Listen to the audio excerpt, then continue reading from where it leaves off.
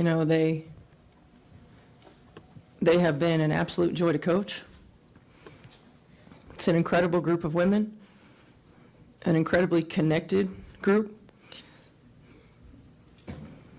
They're a great example to everybody what it means to just put one foot in front of the other, to persevere, to welcome people into the fold, to not give in to circumstance, to lead with grace and dignity, to sacrifice for a greater good and a common good. I'm so thankful to coach these women, and I'm just thankful for this experience with them.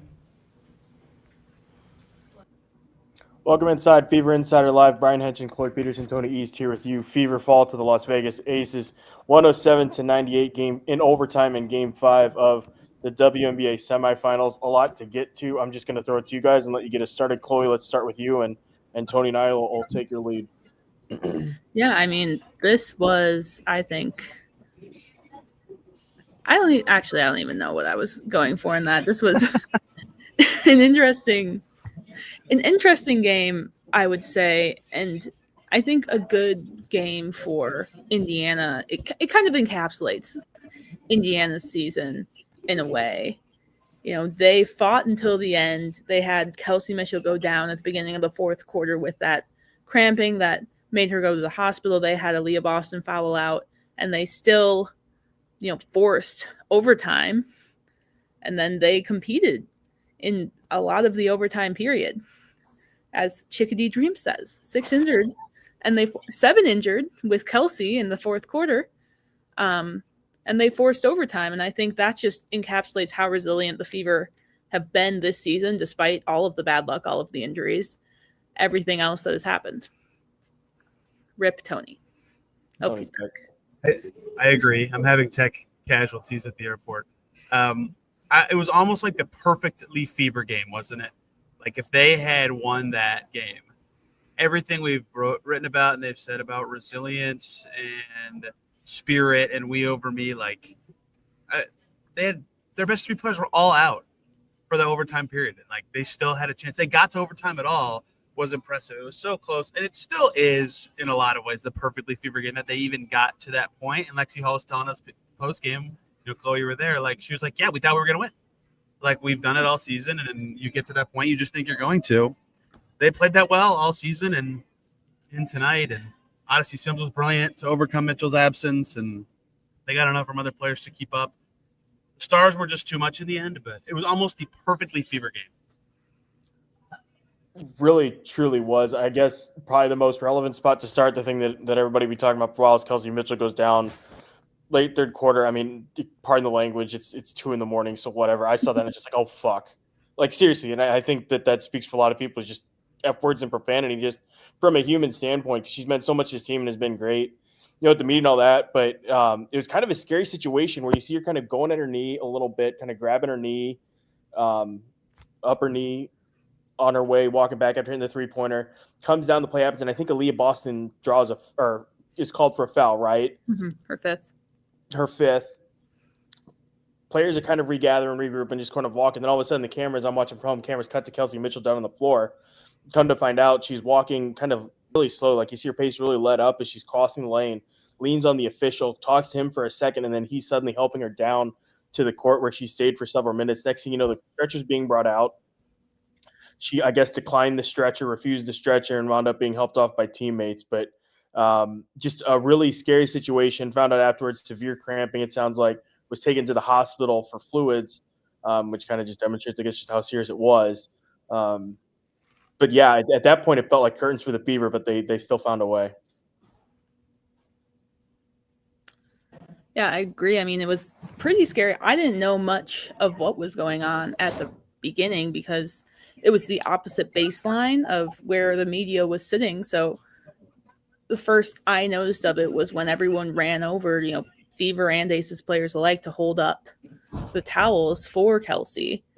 And it was just, we didn't know what was going on. And obviously her leaning on the referee, her kind of collapsing in that way is pretty unusual when it comes to injuries in a way. So it was a very frightening situation, in the arena and just around.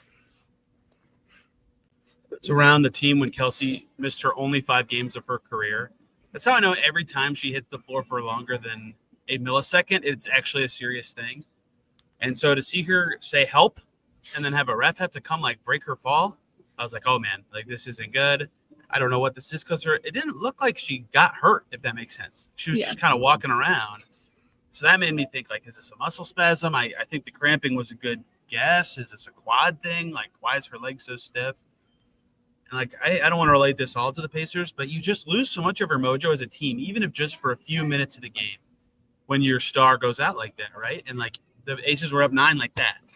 And if that stretch, even if Kelsey Mitchell isn't playing, but the Fever have their same spirit, who knows how this game ends? They might win in regulation, right? It was so damaging for their morale, for their on-court ability because of Kelsey. Aaliyah got her 5th foul in the same play. That 3 seconds was their season, right? And for Kelsey Mitchell to try to tough it out, so her to refuse to stretch her. And I mean that as a compliment.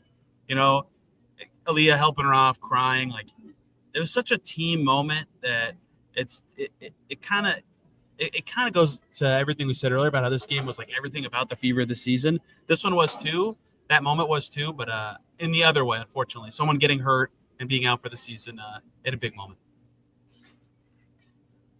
It was amazing, too, in that fourth quarter, how there were, moments where it felt like it was going to tilt. The Aces go up 9, and it's okay, here comes a Fever turnover or something like that. They convert it to a bucket on the other end or steal and score. And instead, Zell comes down and hits a basket to make it a 7-point game. And there's a couple others, too, that are escaping my mind. Oh, Jackie Young hits that circus 3-pointer, I think it was. Feels like a potential backbreaker. Instead, Aaliyah Boston comes down and hits a shot. It's just every single time the Fever found a way to answer the call and raise the bar, or answer the call and extend that game, which is just incredible resiliency by them. And that was the comment, too, that made by Becky Hammond after the game. She was very complimentary of the Fever and recognized the job that they and Steph White did in keeping that thing together. Chloe, just in terms of, in overtime, it just felt I don't know, ran out of gas necessarily because, the Aces just caught fire. Their guards literally could not miss. They were hitting some ridiculous shots. What'd you make of the final 5 minutes there? Yeah, I think it was part of it where they ran out of gas. They were down to 8 available players, and Bree Hall didn't get into the game, so they had 7 available players, and I think they didn't make a substitution for all of overtime, but they were just running out of gas. And I think what a lot of Steph White has said this season, or this postseason especially, is that there's no substitute for experience. And she says that in reference to, obviously, the Aces won 2 championships, 2022 and 2023. They have a lot of the same pieces from those championships, like Asia Wilson, Jackie Young, Chelsea Gray, Becky Hammond. There's no substitute for that type of experience, having this type of clutch postseason game. And the Aces have that experience. The Fever didn't. And, the Aces were also healthy. I think, could the Fever have won this game if Kelsey Mitchell didn't go down, or if Aaliyah Boston didn't, pick up her 6th foul with 26 seconds left? Maybe they could have, but I think a lot of winning a championship in the WNBA and winning, or in any sport for that matter, is a lot about luck too. The Aces were lucky that they don't have any injuries, and the Fever were just unlucky that they had 5 or 6 if you include Damiris Dantas, who missed all of the postseason with a concussion. So sometimes it comes down to luck and comes down to experience. I keep muting myself because the airport's loud. That is so true. And the other thing this came down to, unfortunately for the Fever, is star power. The Fever stars were so good the whole postseason. Kelsey was awesome. Aaliyah was awesome. They finished 5th and 6th in MVP voting. They didn't have them. And the Aces stars were just stones in overtime, right? Chelsea Gray hitting crazy shots, Jackie Young, Dana hitting that long too. Those were tough shots. Those were stars are the only players hitting these shots. And that was obviously a huge difference. If the Fever had their stars, who knows how that period even would have gone with the group they had available. My flight is actually boarding now, which I didn't realize. So salute to our listeners at 2:20 a.m. Eastern time. This might be the last. I don't know if I'll be on again, but it was nice to do this in the playoffs, guys.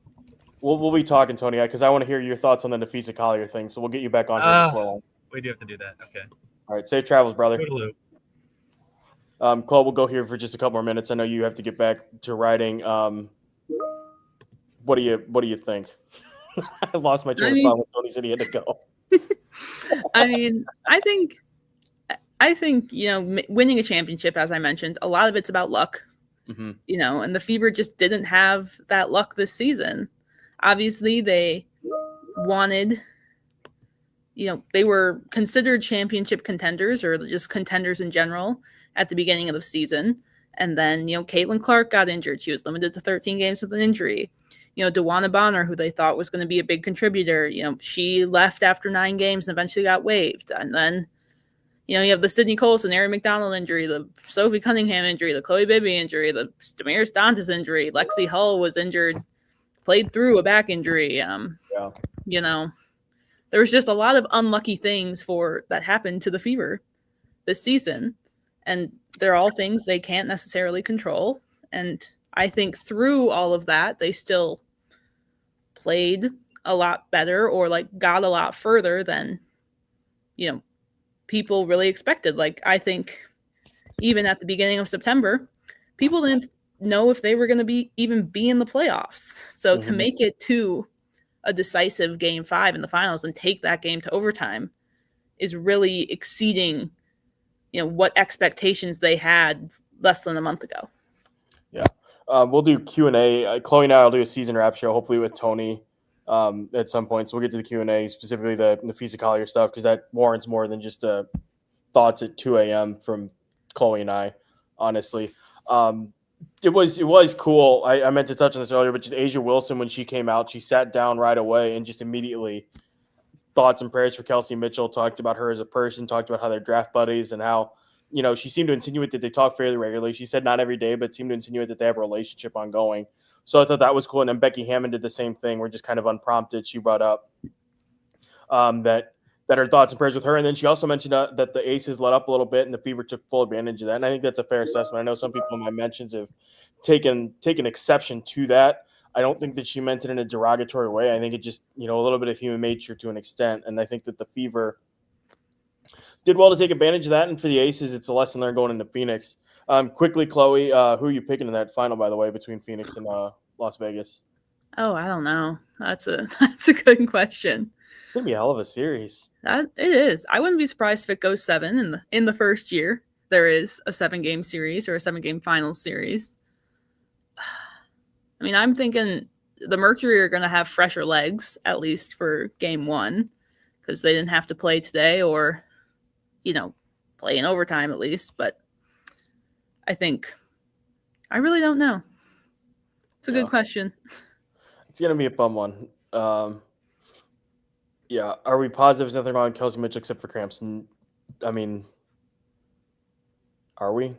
I mean, technically, no, but I think the Fever aren't also positive because obviously she went to the hospital to get fluids for cramping. And if something else were to pop up at the hospital, they wouldn't know that as of right now, obviously.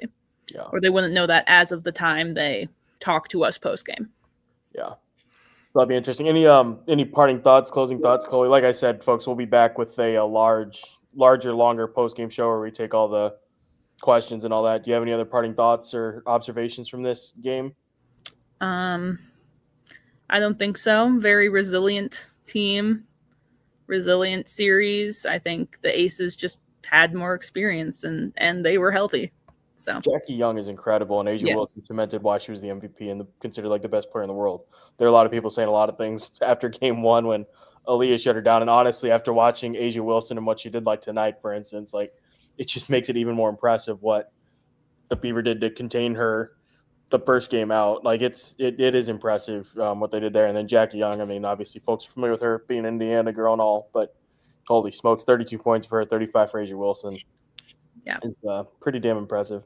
But yeah, that's a wrap on our 15-minute live show. Chloe and I will be back at some point.